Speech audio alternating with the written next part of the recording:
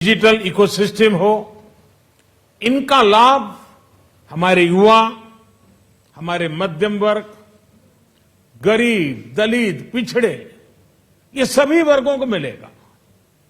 इस बजट का एक महत्वपूर्ण पहलू है गरीब का कल्याण। हर गरीब के पास पक्का घर हो, नल से जल आता हो, उसके पास शौचालय हो, गैस की सुविधा हो, इन सभी पर विशेष ध्यान दिया गया है। इसके साथ ही आधुनिक इंटरनेट कनेक्टिविटी पर भी उतना ही जोर है। जो भारत के पहाड़ी क्षेत्र हैं, हिमालय का पूरा पट्टा, जहां जीवन आसान बने, वहां से पलायन ना हो, इसे ध्यान में रखते हुए भी नई घोषणा की गई है। हिमाचल, उत्तराखंड, जम्मू कश्मीर, नॉर्थ ईस्ट ऐसे क्षेत्रों के लिए पहली बार देश में पर्वतमाला योजना शुरू की जा रही है।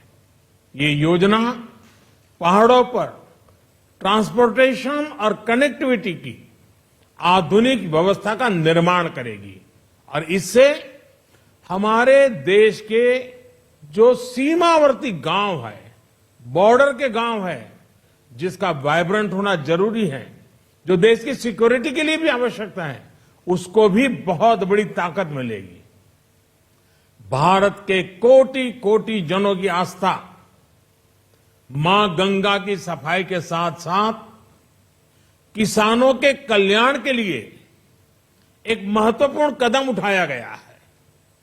उत्तराखंड, उत्तर प्रदेश, झारखंड, बिहार, पश्चिम बंगाल, इन राज्यों में गंगा किनारे नेचुरल फार्मिंग को प्रोत्साहन दिया जाएगा। इससे मां गंगा की सफाई का जो अभियान है, उसमें मां गंगा को केमिकल मुक्त करने में भी बहुत बड़ी मदद मिलेगी। बजट के प्रावधान यह सुनिश्चित करने वाले हैं कि कृषि लाभप्रद हो, इसमें नए अवसर हो, नए एग्रीकल्चर स्टार्टअप्स को प्रोत्साहन देने के लिए विशेष फंड हो, या फिर फूड प्रोसेसिंग उद्योग के लिए नया पैकेज।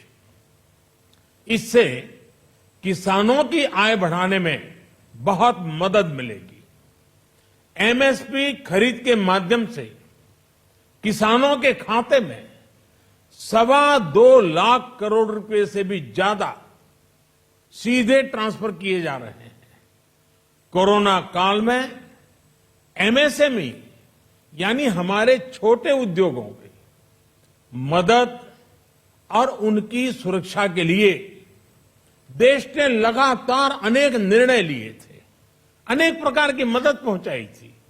इस बजट में क्रेडिट गारंटी में रिकॉर्ड वृद्धि के साथ ही कई नई योजनाओं का ऐलान किया गया है।